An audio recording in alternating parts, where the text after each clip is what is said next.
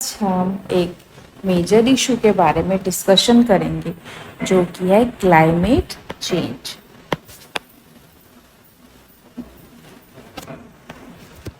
Climate change से discussion करने से पहले क्लाइमेट चेंज पर डिस्कशन करने से पहले हम दो कॉन्सेप्ट को समझेंगे।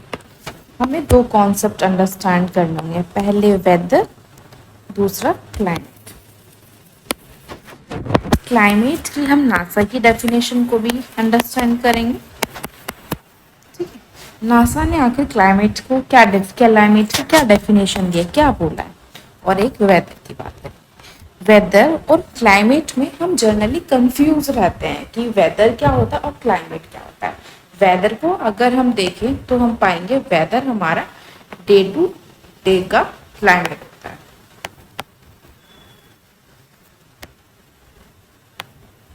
जैसे कि टुडे का वेदर,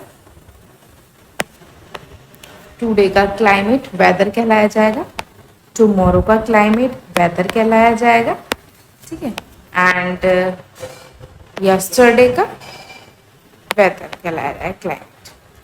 और हम जब क्लाइमेट की बात करते हैं तो हम पाते हैं कि क्लाइमेट क्या होता है, एक लॉन्ग टर्म का वेदर पैटर्न। लॉन्ग टर्म का वेदर पैटर्न क्लाइमेट कहलाता है। जैसे इसकी एक डेफिनेशन दें तो हम पाएंगे long term pattern of weather condition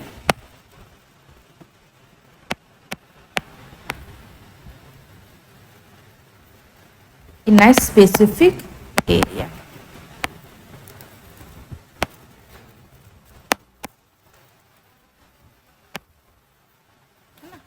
किसी भी एरिया का लॉन्ग टर्म का वेदर पैटर्न क्लाइमेट कहलाता है। एरिया की बात करें तो दिल्ली को देखते हैं, लॉन्ग टर्म का क्लाइमेट का पैटर्न कैसा हो गया है। लॉन्ग टर्म 30 ईयर से प्लस टाइम। कैसा हो गया हमारे यहाँ पे अब हॉट क्लाइमेट रहता है। हमारे यहाँ पर समर्स ज़्यादा हो गई हैं, विंटर्स कम होती हैं। हम लोगों को हीट वेव से सफ़र करना पड़ता है। हीट वेव से क्यों? क्योंकि ग्रीन हाउस गैसेस का इमिशन हो रहा है।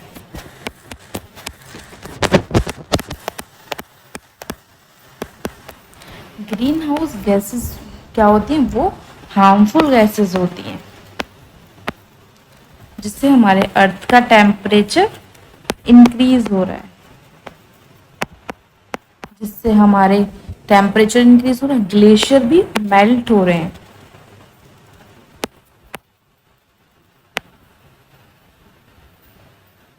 ठीक है, और जिससे हम देखते हैं कि ग्लेशियर लेक आउटबर्स्ट फ्लडिंग की कंडीशन आ गई है। नेचुरल डिजास्टर्स हमें देखने को मिलते हैं।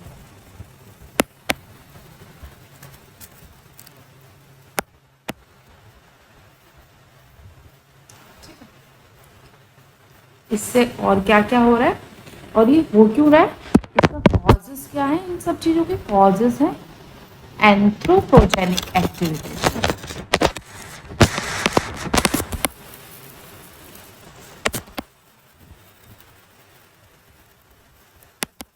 ठीक है, एंथ्रोपोजेनिक एक्टिविटीज का मतलब क्या होता है? कौन सी एक्टिविटी जो ह्यूमंस के द्वारा करी जाती है।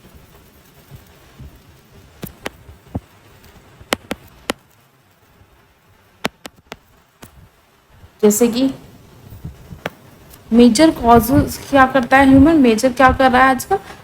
डिफॉरेस्टेशन कर रहा है, पॉल्यूशन कर रहा है। हर तरीके का पॉल्यूशन देखने को मिलता है, वाटर, सॉइल, एयर।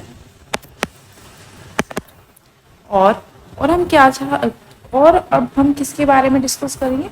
नासा ने क्लाइमेट को क्या बोला है, नासा की क्या डेफिनेशन है क्लाइमेट को लेकर? नासा बोलता है लॉन्ग टर्म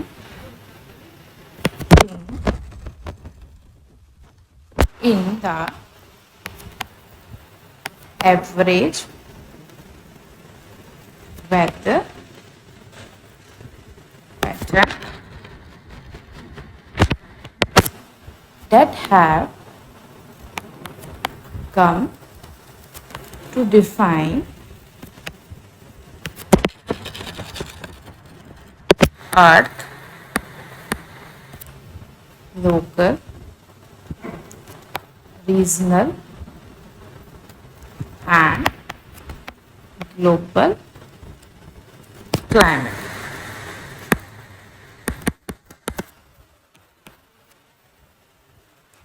नासा ने क्लाइमेट चेंज को क्या बोला? नासा ने क्लाइमेट चेंज को बोला है long term change in average weather pattern. हमारे जो वेदर पैटर्न है उसमें लॉन्ग टर्म से चेंज हो रहा है। जैसे हमने अभी बात करी, दिल्ली का वेदर जो है वो हॉट हो रहा है लॉन्ग टर्म से। अब हमारे यहाँ पर विंटर्स बहुत कम हो गई हैं और समर काफ़ी ज़्यादा होती है। तो क्लाइमेट चेंज क्या होता है? नासा ने क्लाइमेट चेंज को क्या डिस्क्राइब करा है? नासा के अकॉर्डिंग क्लाइमेट चेंज होता है average weather pattern, long term का average weather pattern that can have come to define earth, local, regional and global climate.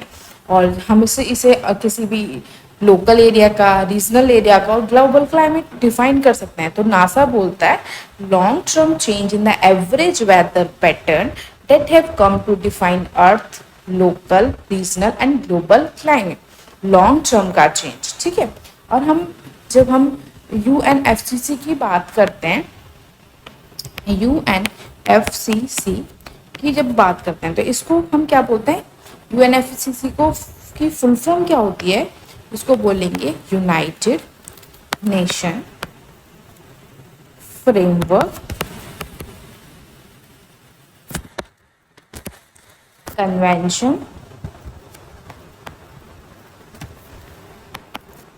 On climate change.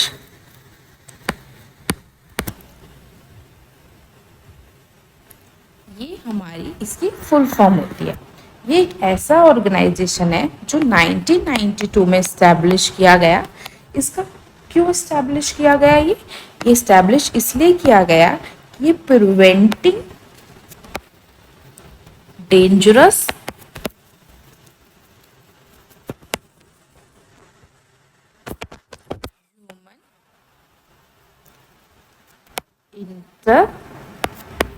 interference with the climate system। ये क्यों establish किया गया? इसका main काम क्या है कि जो भी ह्यूमन इंटरफेरेंस हो रहा है क्लाइमेट में उसको स्टॉप करना, जिससे क्लाइमेट पर नेगेटिव इफेक्ट ना पड़े, हमारा क्लाइमेट पॉजिटिव रहे, ठीक है। क्लाइमेट पर नेगेटिव इफेक्ट ना पड़े, जो नेचुरल वेदर पैटर्न फॉलो हो रहा है ऐसा ही फॉलो होता रहे। ये यूएनएफसीसी का मेन फॉर्मेशन का यही रीजन है। ये क्लाइमेट चेंज से रिलेटेड बातों पर डिस्कशन करता है, यहाँ पे मीटिंग्स भी होती हैं, ठीक है। तो अब यूएनएफसीसी की जब हम बात करते हैं तो इन्होंने एक क्लाइमेट चेंज को लेकर एक डेफिनेशन दी, जिस डेफिनेशन में इन्होंने बोला, क्या बोला? यूएनएफसीसी की डेफिनेशन है क्लाइमेट चेंज को लेकर,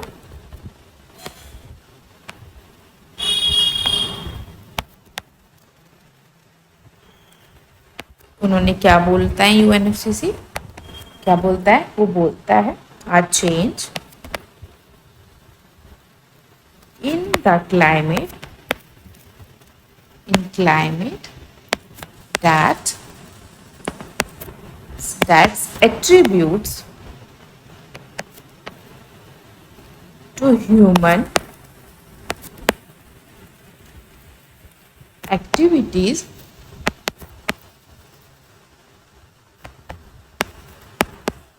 specifically altering the composition of global atmosphere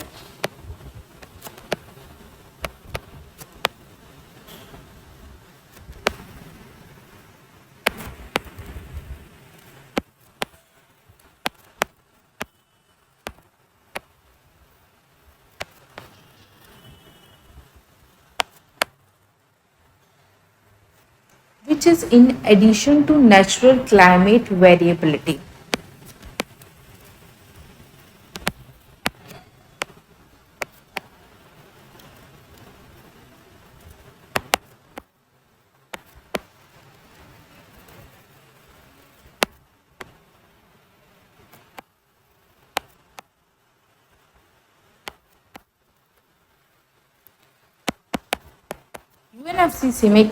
UNFCCC ने क्लाइमेट चेंज को ऐसे डिस्कस किया है कि क्लाइमेट चेंज क्या है। क्लाइमेट चेंज का जो मेन कॉज है वो ह्यूमन एक्टिविटी है,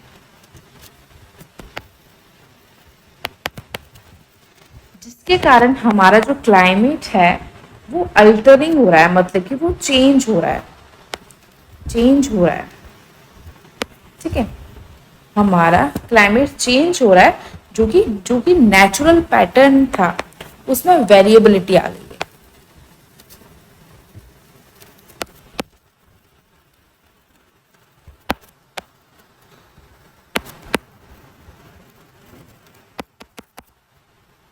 जैसे अगर हम देखें नॉर्मली दिल्ली में summers, winters, autumn, rainy season हुआ करते, लेकिन अब हॉट क्लाइमेट हो चुका है। और ये लॉन्ग टर्म से हो रहा है, ठीक है। इन्होंने एक एग्रीमेंट पर भी डिस्कशन किया जो कि क्लाइमेट चेंज के एरिया में बहुत ही ज्यादा फेमस है, जो है पेरिस एग्रीमेंट। पेरिस एग्रीमेंट क्या होता है? पेरिस एग्रीमेंट में किस चीज का डिस्कशन होता है? पेरिस एग्रीमेंट का मतलब है कि एक लीगली बाइंडिंग इंटरनेशनल ट्रीटी होती है जो कि क्लाइमेट चेंज पर डिस्कशन करती है। एक legally binding international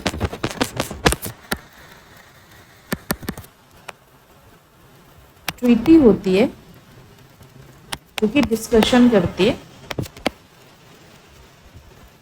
on climate change. Legally binding international treaty है जो कि क्लाइमेट चेंज के बारे में डिस्कशन करती है। इनका मानना क्या है? इस ट्रीटी में ये बोला गया कि हमें अपना जो ग्रीन हाउस गैस इमिशन है उसको स्टॉप करना है। कितना स्टॉप करना है? To 1.5 degree to 2 degree celsius during pre industrial time. Pre industrial time में जितना था उससे बस हम इतना ज़्यादा बढ़ा सकते हैं, 1.5 degree celsius to 2 degree celsius, इससे ज़्यादा नहीं कर सकते। अगर हमने इससे ज़्यादा टेम्परेचर बढ़ा दिया तो अर्थ में हीट बहुत ज़्यादा बढ़ जाएगी और अर्थ का जो नेचुरल पैटर्न है, वो काफ़ी ज़्यादा चेंज हो जाएगा, जिसके काफ़ी नेगेटिव इम्पैक्ट्स भी हमें देखने को मिलेंगे as a human, as a biodiversity, ठीक है। तो क्लाइमेट चेंज को लेकर हमने एक पेरिस एग्रीमेंट देखा जो यूएनएफसीसी ने इसको इसमें कंट्रीब्यूशन दिया, और यूएनएफसीसी ने इस एग्रीमेंट पर डिस्कशन किया, उसी का ये एग्रीमेंट है। एक हम बात करते हैं कि क्लाइमेट चेंज अब इतना बड़ा इशू बन चुका है जिससे ह्यूमन की लाइफ पर डायरेक्ट और प्रॉपर डायरेक्टली नेगेटिव इम्पैक्ट पड़ रहा है। तो अब इसमें हम कॉन्ट्रीब्यूशंस देखते हैं, तो हम देखते हैं कि कौन कौन इसमें कंट्रीब्यूट कर रहा है। पहले तो हम जो इंडिविजुअल्स हैं उनको भी कंट्रीब्यूशन देना चाहिए, प्रॉपर अवेयरनेस हो हमें कि क्लाइमेट चेंज किस किस से हो सकता है, इससे हमारे ऊपर क्या, हमारे हेल्थ पर क्या इम्पैक्ट पड़ेंगे, ठीक है, हमारी बायोडाइवर्सिटी लॉस होगी, ठीक है, एफॉरेस्टेशन पे फोकस करना चाहिए हमें, ठीक है,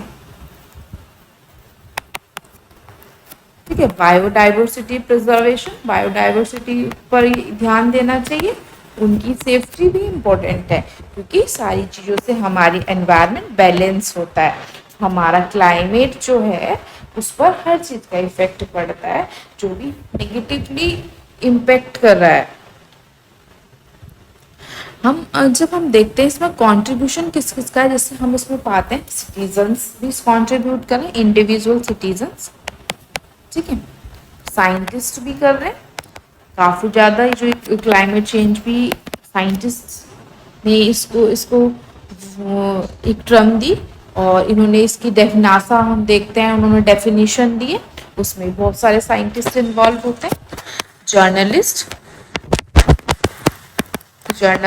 भी इसकी बात करते हैं, एक्टिविस्ट तो हम देख सकते हैं अपने इंडिया में बहुत सारे मूवमेंट क्लाइमेट चेंज को लेकर, इंटरप्रेन्योर्स देख सकते हैं, इंटरप्रेन्योर्स में हम अपने यहाँ पे ग्रीन बॉन्ड्स देख सकते हैं, डिजास्टर रेजिलियंस फंड देख सकते हैं,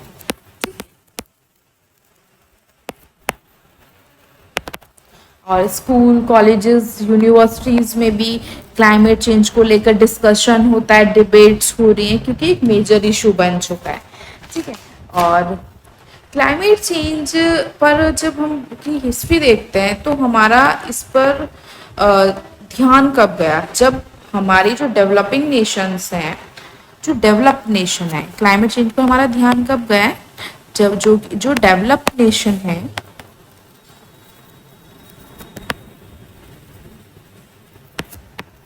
वो अपना डेवलपमेंट कर चुके हैं, काफ़ी हद तक उनका डेवलपमेंट हो चुका है, तब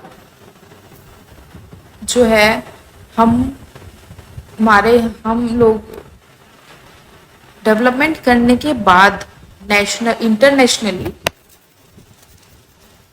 डेवलपमेंट हो गया, तो फिर हमने पाया है कि इनके यहाँ पर ये लोग डेवलपमेंट कर रहे हैं, इंडस्ट्रियलाइजेशन हो चुका है, डेवलपमेंट हो चुका है। डेवलपमेंट का मतलब क्या, सबसे ज़्यादा इन्होंने इंडस्ट्रियलाइजेशन पे फोकस किया क्योंकि ये capitalist country, majority of the countries are capitalist, तो यहाँ से हार्मफुल गैसेस का इमिशन हुआ होगा, जाहिर सी बात है इंडस्ट्री स्टैब्लिश हुई तो इमिशन हुआ होगा हार्मफुल गैसेस का। हार्मफुल गैसेस के इमिशन होने के कारण क्या हुआ कि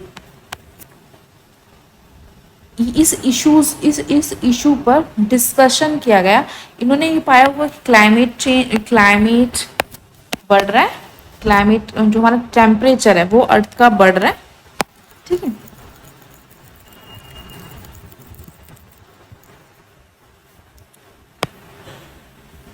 जो टेम्परेचर है वो इंक्रीज हो रहा है, इन्होंने ये भी पाया होगा। तो सबसे पहले हमारी एक फर्स्ट अर्थ समिट जहाँ पे पहली बार हमने कंसर्न जताया था क्लाइमेट चेंज को लेकर, क्लाइमेट को लेकर, वो फर्स्ट जो हमारी अर्थ समिट है वो कहाँ हुई थी, फर्स्ट अर्थ समिट हमारी जनवरी में हुई थी, जहाँ पर क्लाइमेट चेंज को लेकर डिस्कशन किया गया था, पहली बार ध्यान दिया गया था कि हमारे क्लाइमेट चेंज हो रहा है,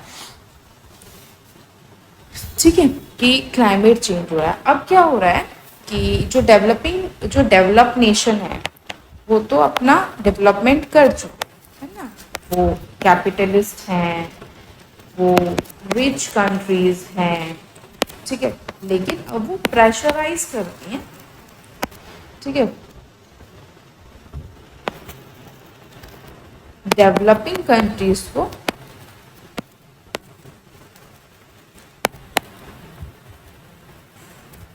कि आप क्या करो, अपना ग्रीन हाउस गैसेस का इमिशन रिड्यूस करो।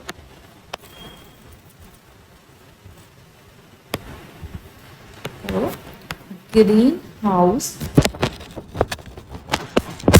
गैसेस का इमिशन रिड्यूस करो, ठीक है।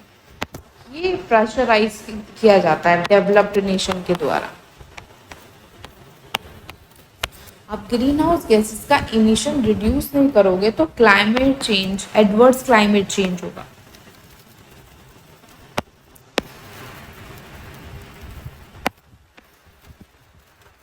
लेकिन जो डेवलपिंग नेशन है वो इसको एक्सेप्ट नहीं करते, इस ट्रीटी को।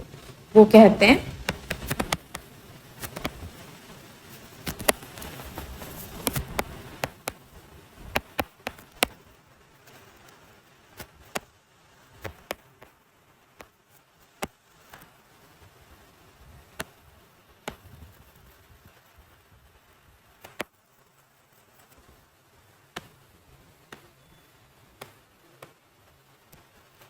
एग्री नहीं होते।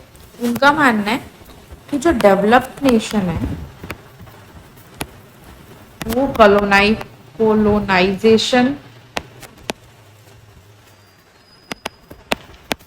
कोलोनाइजेशन जो डेवलप्ड नेशन है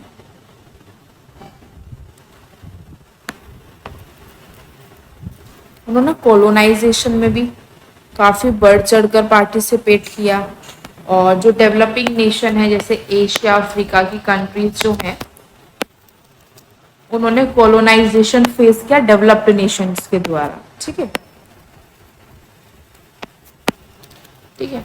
जिसके कारण जिस समय वो कॉलोनी थे उस समय वो अपना डेवलप्ड नेशन डेवलपमेंट कर रहे हैं और ये लोग क्या है, इनका एक्सप्लॉयटेशन हो रहा था।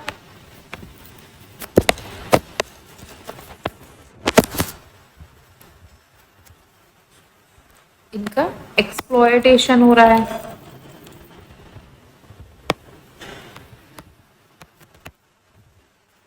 ठीक है, इनका एक्सप्लॉयटेशन हो रहा है। इनके जो रिसोर्सेज हैं वो इनक्रॉच किए जा रहे हैं,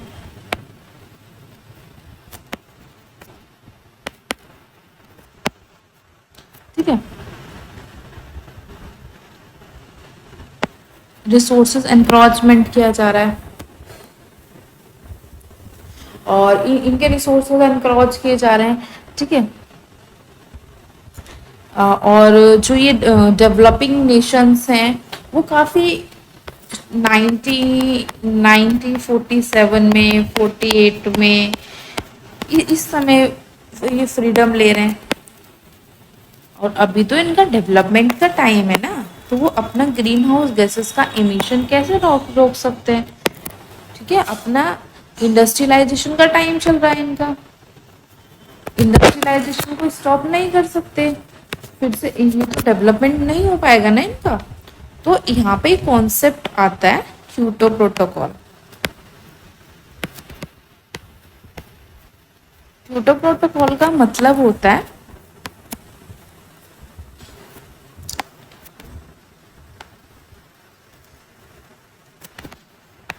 सिमिलर गोल डिफरेंशिएटेड रिस्पॉन्सिबिलिटी।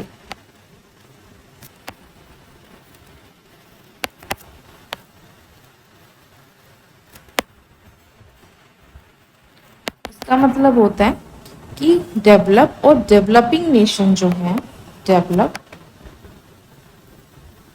और डेवलपिंग नेशन जो है वो तो गोल तो सिमिलर है। क्या है? ग्रीन हाउस गैसेस के इमिशन, क्लाइमेट चेंज को रिड्यूस करना है, ठीक है। क्या सिमिलर है कि इनको ग्रीन हाउस गैसेस के इमिशन को कम करना है एंड क्लाइमेट चेंज को रिड्यूस करना है। ये चीज़ इनकी सिमिलर है, इसमें कोई दिक्कत वाली बात नहीं। लेकिन अब इन रिस्पॉन्सिबिलिटी की बात आती है तो जब हम पाते हैं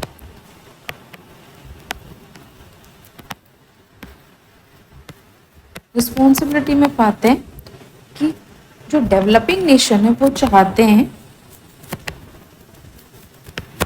इसकी ज़्यादा जो रिस्पॉन्सिव डेवलपिंग और लीस्ट डेवलप इसमें इंक्लूड करना है।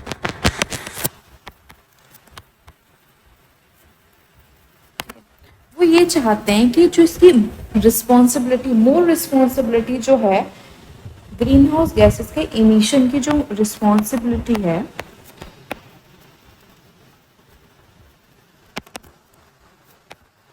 मोर रिस्पॉन्सिबल कौन है? Developed nation.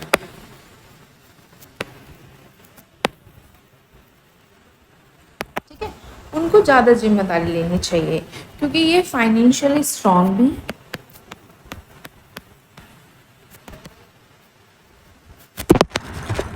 फाइनेंशियली स्ट्रांग और इनके पास टेक्नोलॉजी में भी डेवलप है।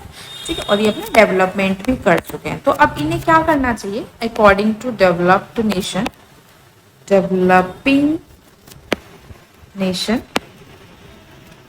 नेशन ये चाहते हैं कि इनको क्या करना चाहिए? फाइनेंशियली सपोर्ट करना चाहिए। डेवलप्ड नेशन जो है फाइनेंशियली सपोर्ट करें।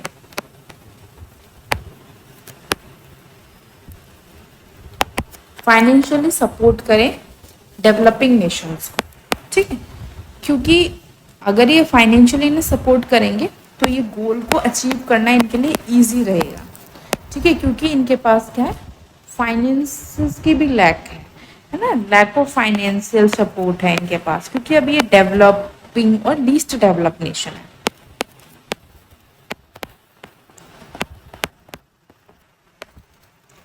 है ना। अगर इन्हें फाइनेंशियल सपोर्ट मिलेगी तो ये क्या करेंगे कि ये ऐसी टेक्नोलॉजीज आ जैसे सोलर पैनल, नॉन रिन्यूएबल को हटा के रिन्यूएबल एनर्जी के सोर्सेज पर इन्वेस्ट कर पाएंगे। ठीक है, जैसे सोलर पैनल जो होता है ये रिप्लेस कर पाएंगे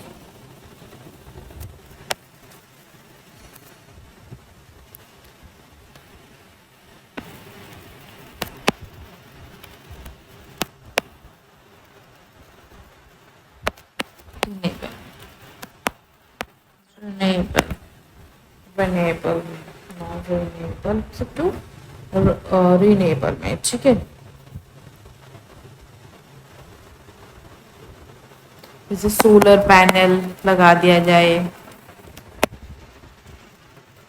ठीक है, इंडोनेशिया में तो फ्लोटिंग सोलर, फ्लोटिंग मतलब कि हम बात है सी में सोलर पैनल लगा रखा है फ्लोटिंग। इंडोनेशिया जो है वहां पे फ्लोटिंग सोलर पैनल है।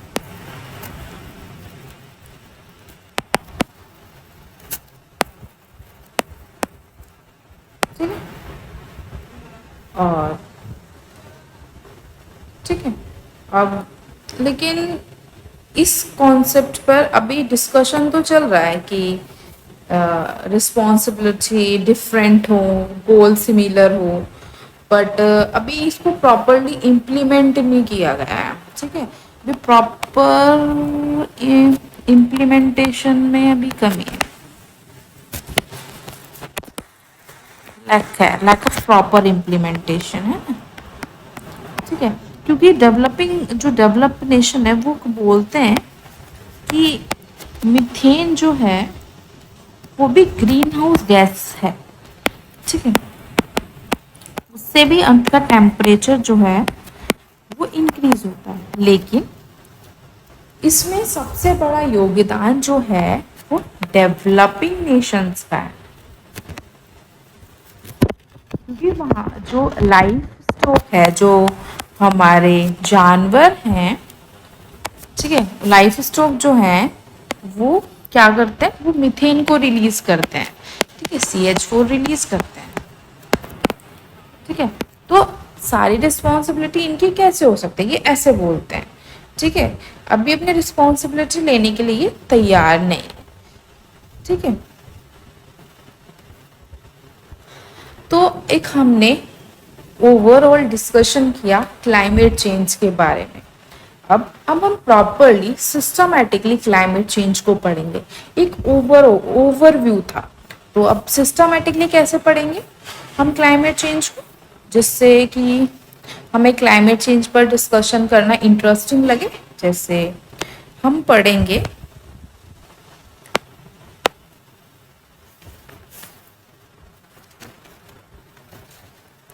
जो छोटे छोटे पॉइंट्स अभी हमें डिस्कशन किए हैं उनको हम एक ब्रॉडर वे में डिस्कशन करेंगे। जैसे पहले हम कुछ कॉन्सेप्ट समझेंगे। पहले हीट वेव्स क्या होती हैं, ठीक है। दूसरा, ये जो हीट क्लाइमेट चेंज है उसका प्रेग्नेंट वीमेन पे क्या इफेक्ट, हेल्थ पर क्या इफेक्ट पड़ रहा है, ठीक है। चाइल्ड और ओल्ड एज पीपल्स पर क्या इफेक्ट पड़ रहा है,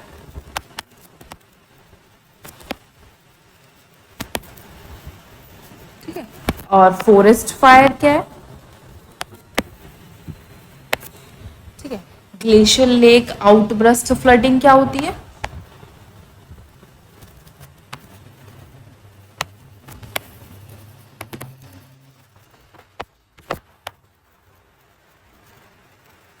और फूड इनसिक्योरिटी और इंफ्रास्ट्रक्चर की बात करेंगे। क्लाइमेट चेंज पर से फूड इनसिक्योरिटी क्यों, क्या फूड पर क्या इफेक्ट पड़ेगा अगर क्लाइमेट चेंज होगा तो। जैसे अगर हम देखें तो क्लाइमेट चेंज होगा तो क्या होगा कि हमारे यहाँ पर टेम्परेचर है वो इंक्रीज हो जाएगा। टेम्परेचर इंक्रीज होने से क्या है, हम देख रहे हैं अभी करंट में हम देख रहे हैं कि जो हमारे वीट की जो कल्टीवेशन है ना वो कम हो गई है, और जो वीट का जो साइज था वो पहले बड़ा था अब वो रिड्यूस हो गया है, ठीक है। जिससे कि फूड इनसिक्योरिटी होगी, इन्फ्लेशन होगा, ठीक है। और हमें खाने के लिए, जिंदा रहने के लिए तो फूड की जरूरत पड़ती है, ठीक है। तो ये बहुत बड़ा इम्पैक्ट पड़ रहा है। और हम देखेंगे कार्बन, मीथेन, अदर, हम ग्रीन हाउस गैसेस को देखेंगे। ग्रीन हाउस गैसेस हैं कौन कौन सी, जैसे कार्बन है, मीथेन है ना, एंड अदर गैसेस देखेंगे आगे। एंड डिफोरेस्टेशन पर हम कुछ चर्चा करेंगे, इससे ग्रीन क्लाइमेट चेंज पर क्या इम्पेक्ट पड़ रहा है। और प्लास्टिक पॉल्यूशन, माइक्रो प्लास्टिक, ठीक है। माइक्रो प्लास्टिक बड़ी करंट में आजकल चल रही है। ऑयल स्पिलिंग, जिससे कि बायोलॉजिकल ऑक्सीजन डिमांड कम हो जाती है, ठीक है। और हमारा जो मैराइन ऑर्गेनिज्म है उन पे बहुत ही ज़्यादा नेगेटिव इम्पैक्ट पड़ता है। ये सारी एंथ्रोपोजेनिक एक्टिविटीज़ है, ये जो ह्यूमन होता है। सी बेड माइनिंग, अपने सेल्फ इंटरेस्ट के लिए, स्वार्थ के लिए हम तो ओशन को भी खोद रहे हैं, ठीक है, माइनिंग कर रहे हैं। और फॉरेन स्पीसीज हम क्या करते हैं, जो इंडिजिनियस स्पीसीज है उनको, वो तो खत्म होती जा रही है, बायोडाइवर्सिटी इतना सारा लॉस हो रहा है, बहुत सारी एंडेंजर्ड स्पीसीज हो चुकी हैं, ठीक है। और क्रिटिकली एंडेंजर्ड स्पीसीज हो चुके हैं। अब हम फॉरेन स्पीसीज को लाकर हम यहाँ पर इंट्रोड्यूस कर रहे हैं, तो उनके लिए सर्वाइवल बहुत डिफिकल्ट है। कुछ कुछ फॉरेन स्पीसीज ऐसी हैं वो इंडिजीनियस स्पीसीज हैं, वो हमारी जो नेटिव स्पीसीज है उनको भी खत्म कर रहे हैं और अपना एक्सपेंशन कर रहे हैं। ये भी गलत है, इससे भी इकोलॉजी अनबैलेंस होगी। हर एक चीज इंपॉर्टेंट है इकोलॉजी में। ओवर यूज ऑफ फर्टिलाइजर देखेंगे हम फर्टिलाइजर का कितना, फर्टिलाइजर्स का कितना यूज, इतना ज्यादा एक्सेसिव यूज कर रहे हैं, जिससे कि क्लाइमेट चेंज क्या, हमारे यहाँ पे पॉल्यूशन भी बहुत ज्यादा हो रहा है। क्लाइमेट चेंज तो हो गई होगा। और हमारा यहाँ पे जो अर्बनाइजेशन का स्ट्रक्चर है, कॉन्क्रीट अर्बन और अनप्लान्ड अर्बनाइजेशन, ठीक है। कहीं पर भी हम घर बना रहे हैं, है ना, कोस्टल एरियाज में भी घर बना रहे हैं। फिर आगे जो नेचुरल डिजास्टर्स होते हैं तो फिर हमें नेगेटिव इम्पैक्ट फेस करना पड़ता है। कोस्टल एरिया जो होते हैं हमारे, वहाँ पर ही हम घर बना रहे हैं, ठीक है। और स्पेस में भी हमने स्पेस को भी नहीं छोड़ा, हमने स्पेस डैब्रिश देखते हैं स्पेस में कितनी ज़्यादा हम वेस्ट जा चुका है।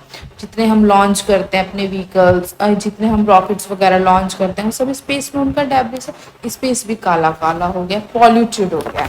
और कुछ हम देखेंगे, अपने स्टेप्स देखेंगे कि क्या क्या स्टेप्स लिए, कुछ स्टेप्स भी लिए गए, क्लाइमेट चेंज इतना ज़्यादा हो गया अब तो लोगों का ध्यान भी जा रहा है। कुछ स्टेप्स जैसे कि हम देखते हैं कि एग्रो इकोलॉजिकल प्रैक्टिसेस स्टार्ट हो गई हैं, ठीक है। उस पर फोकस तो हो रहा है, मतलब इस पे डिस्कशन भी हो रहा है कि ये कॉन्सेप्ट हम इंट्रोड्यूस करना चाहिए, एग्रो इकोलॉजिकल प्रैक्टिसेस। एंड हाँ, और हमारी जो कोरल्स ब्लीचिंग बहुत ज़्यादा हो रही है, कोरल्स ही खत्म हो रही है, तो मैराइन बायोडाइवर्सिटी पर डायरेक्ट इम्पेक्ट पड़ रहा है। तो हमने एक आर्टिफिशियल कोरल फॉर्मेशन पर भी फोकस किया है कि हम आर्टिफिशियल कोरल्स को बनाएंगे, ठीक है। आर्टिफिशियल कोरल्स, कोरल फूड्स की बात कर रहे हैं हम, art coral formation and coral foods की बात कर रहे हैं हम, ठीक है। लोकल पीपल्स का भी अब हम पार्टिसिपेशन देखते हैं, जैसे हमारा हम भी तो डिस्कशन कर रहे हैं, अब हम इस इन इश्यूज के बारे में डिस्कशन करते हैं, फिर हमें अवेयरनेस तो होगी, कुछ कुछ तो हमें किसी चीज़ की अवेयरनेस ही नहीं होगी, तो हम उस पर क्या स्टेप ले पाएंगे, ठीक है। लोकल पीपल का पार्टिसिपेशन हम देख रहे हैं, जैसे कि हमने बहुत सारे अभी अपने यहाँ पर मूवमेंट भी देखने को मिलते हैं, इंडिया में मूवमेंट देखते हैं, जैसे नर्मदा बचाओ आंदोलन, ठीक है। और काफ़ी फेमस पर्सनालिटी इनको लीड कर रही हैं, ठीक है। आजकल हम उन्हें बहुत जनरली जानते हैं कि इन मैम ने इसको लीड किया, इस आंदोलन को इन सर ने क्या, है ना। सरदार सरोवर डैम के लिए एक आंदोलन हुआ था हमारे यहाँ पर। फिर अ, और हमारे यहाँ पर well develop Indian meetups departments create किए जा रहे हैं कि हम इन क्लाइमेट चेंज के बारे में डिस्कशन करें, एनवायरनमेंट इश्यूज पर बात करें, ठीक है। और कुछ रिस्ट्रिक्शंस लग रहे हैं अनप्लान डेवलपमेंट, कि हमारा जो डेवलपमेंट होना चाहिए वो प्रॉपर प्लान्ड हो, जैसे हिमालय रीजन्स पर डेवलपमेंट हो रहा है, फिर वहाँ पर हमें डिजास्टर्स देखने को मिलते हैं, क्योंकि हिमालय रीजन्स पर जो डेवलपमेंट है वो अनप्लान डेवलपमेंट है। और प्लान डेवलपमेंट के लिए हमें क्या करना होगा कि प्रॉपर हमें रिसर्च करनी होगी, कहाँ पर हम क्या बना सकते हैं।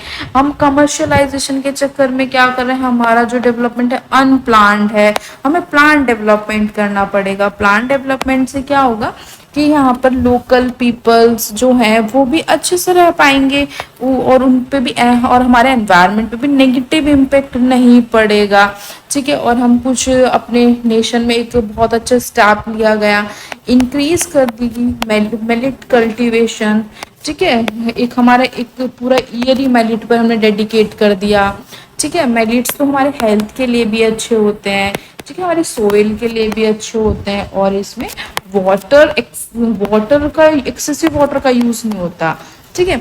वाटर का यूज इसमें कम होता है। और देखो हम इसमें हम प्रीसीजन प्रिसीजन एग्रीकल्चर पे फोकस कर रहे हैं कि प्रॉपर हम लैंड का रिसर्च करते हैं, कहाँ पर कैसी कौन सी खेती कर सकते हैं, प्रॉपर लैब्स में जाकर रिसर्च करना, और सॉइल की कैसी खेती हो सकती है, इस पे भी हम फोकस कर रहे हैं, जिससे कि हमारा जो कल्टीवेशन है वो ज़्यादा हो, राइट कल्टीवेशन करें हम कि हाँ इस सॉइल में क्या अच्छा हो सकता है, इस तरीके से हम अपने जो घर बनवाएं उन पे हीट रेजिस्टेंस मटेरियल्स का यूज़ करें, हीट रेजिस्टेंस मटेरियल यूज़ करेंगे जिससे कि हमें हीट वेव्स जो हैं उससे बचने में बहुत ही हेल्प मिलेगी, कूलिंग रहेगी, ठीक है। और हम ज़्यादा फोकस कर रहे हैं रेनेबल एनर्जी पर, ठीक है। एंड कोयला वगैरह थोड़ा कम यूज़ करें, और हम रिन्यूएबल एनर्जी पे भी बहुत ज़्यादा फोकस कर रहे हैं, सोलर पैनल्स भी हम बहुत ज़्यादा लगा चुके हैं। तो ये सारी चीज़ों पे थोड़ा थोड़ा हो रहा है। गवर्नमेंट की कुछ और भी पॉलिसीज़ हैं, चैलेंजेस हैं, तो हम इन सब चीज़ों को देखेंगे कि ये क्या है क्लाइमेट चेंज, उसके बारे में। ये हमारा एक इंट्रोडक्शन था, इंट्रोडक्शन से जिससे कि हमें हमारे माइंड पे एक ओवरव्यू बने कि क्लाइमेट चेंज है क्या, आखिर क्लाइमेट चेंज की इतनी बातें क्यों हो रही हैं, इससे क्या हमारी लाइफ पे इम्पैक्ट पड़ रहा है, नेगेटिव कितना इम्पैक्ट पड़ेगा और पॉजिटिव कितना इम्पैक्ट पड़ेगा। तो इसमें जनरली हमें क्या करना है, एक प्रॉपर बैलेंस बनाने की जरूरत है। एक तो हमारे यहाँ पर हमें प्रॉपर किस किस चीज में बैलेंस बनाना है, डेवलपमेंट में और हमारा इकोलॉजी, हमारी इकोलॉजी में। ठीक है, कैपिटलिज्म का मतलब ये नहीं है कि प्रॉपर कैपिटलिज्म का, कैपिटलिज्म से ये नहीं है कि पूरा हम अपने प्रॉफिट, बस सेल्फ को देखें, सेल्फ को देखें, इकोलॉजी को इग्नोर करेंगे तो हमारा सेल्फ भी कहीं ना कहीं सेल्फ को भी हम प्रॉपर डेवलप नहीं कर पाएंगे। तो हमें प्रॉपर बैलेंस बना के चलना पड़ेगा, डेवलपमेंट भी करें और इकोलॉजी को फोकस करके, बायोडाइवर्सिटी लॉस ना हो, हमारे पास इतनी ये नौबत ना आ जाए कि हमारे जो चीताज हैं वो खत्म हो गए हो, है ना, अफ्रीका से हम लेकर आ रहे हो, तो ऐसा ना हो कि हमारी नेटिव स्पीसीज बची रहे, इंडिजीनियस स्पीसीज बची रहे। तो हम ये सारी चीज़ें क्लाइमेट चेंज की डिस्कशन है, क्लाइमेट चेंज के बारे में एक इंट्रोडक्शन था। तो थैंक यू।